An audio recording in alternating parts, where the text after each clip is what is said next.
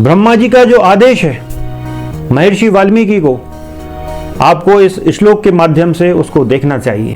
यह बाल कांड के द्वितीय सर्ग का 32वां श्लोक है और 33वें का अर्धभाग है।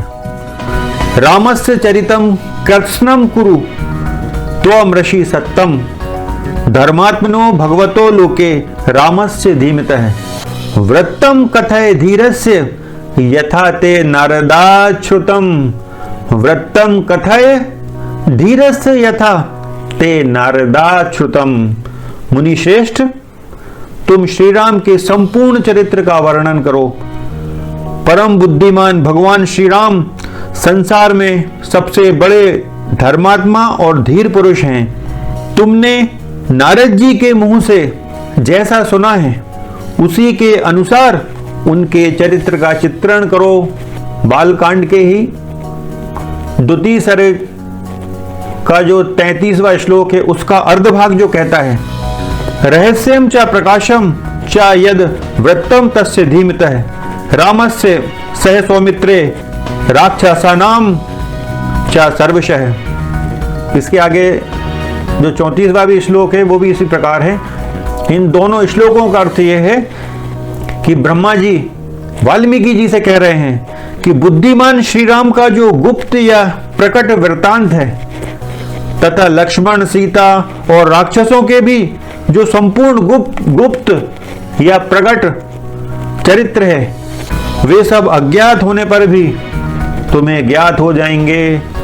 इसका सामान्य शब्दों में अर्थ यह है कि ब्रह्मा जी ने वाल्मीकि जी को दिव्य दृष्टि का वरदान दिया है कि भगवान राम का, सीता जी का और भी जो अन्य पात्र हैं उनका जो भी गुप्त चरित्र हो या प्रकट वो सब आपको ज्ञात हो जाएगा।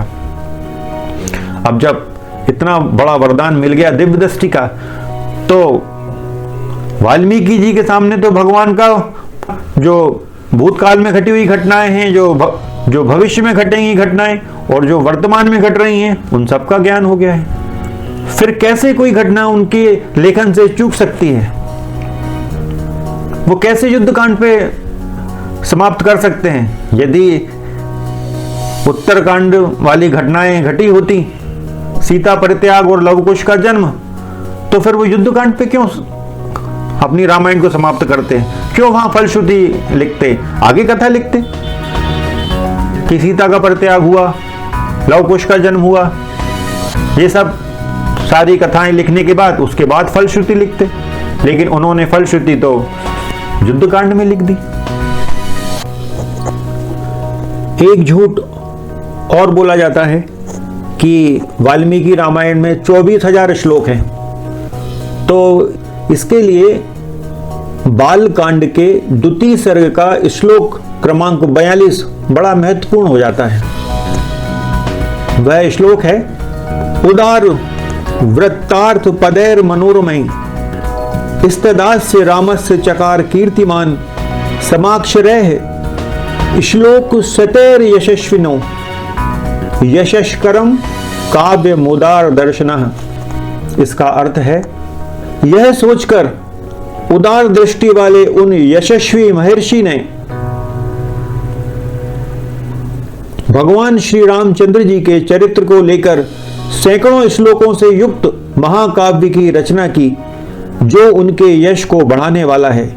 इसमें श्री राम के उदार चरित्रों का प्रतिपादन करने वाले मनोहर पदों का प्रयोग किया गया है। इस श्लोक में शतः शब्द का प्रयोग है। तो शतः यानी तो ना तो हजारों होता है, ना करोड़ों होता है, ना 1 अरब होता है। शतः यानी 100 होता है। तो वाल्मीकि जी स्वयं इस श्लोक में कह रहे हैं, बालकांड के द्वितीय सर्ग के 42वें श्लोक में, कि सैकड़ों श्लोकों में इस रामायण काव्य की रचना कर रहे हैं, वो स्वयं लिख रहे हैं। अब इसके इसी बालकांड के तृतीय और चतुर्थ सर्ग में जाएंगे तो वहां वो मिलावटखोरों की माया जाल शुरू हो जाते हैं। कहते हैं कि 24,000 श्लोक, 24,000 श्लोकों में रामायण काव्य का लेखन कार्य किया। बिल्कुल झूठ। कई ग्रंथों में तो लिख दिया कि करोड़ों श्लोकों में रामचरित्र की लेखन कार्य किया वाल्मीकि ने, 100 करोड़ श्लोक लिख दिए। ये सब झूठ है। लोगों को उल्लू बनाने के काम है और कुछ नहीं है। वाल्मीकि जी स्वयं लिख रहे हैं कि सैकड़ों श्लोकों में रामचरित्र का लेखन किया, तो इसी को ही सत्य माना जा सकता है, प्रामाणिक माना जा सकता है। क्योंकि ये बालकांड का जो तृतीय और चतुर्थ जो सर्ग है वो लव कुश से संबंधित है। अचानक बीच में लव कुश को यहाँ प्रविष्ट करा दिया गया है, जबकि इसके बाद का जो श्लोक है बालकांड के द्वितीय सर्ग का 43वां श्लोक, वो भी बड़ा महत्वपूर्ण है। उसको सुनिए। इस श्लोक का जो अर्ध भाग है वो ज्यादा महत्वपूर्ण है, उसी को हम बोल रहे हैं।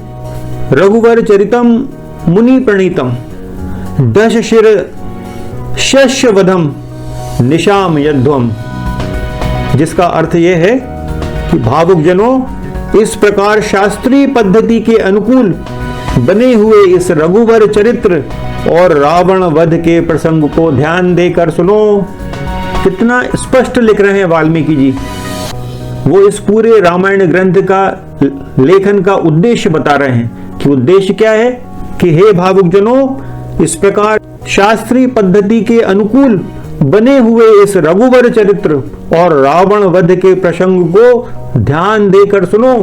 रावण वध के प्रसंग की बात हो रही है क्योंकि भगवान राम के जन्म का उद्देश्य ही रावण वध है, तो रामायण के लेखन का उद्देश्य भी वही हो।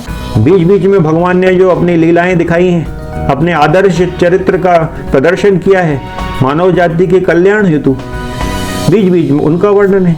लेकिन मुख्य जो इस रामायण ग्रंथ की विषय वस्तु है वो रावण वध ही है। तो इस दृष्टि से ये श्लोक बड़ा महत्वपूर्ण हो जाता है।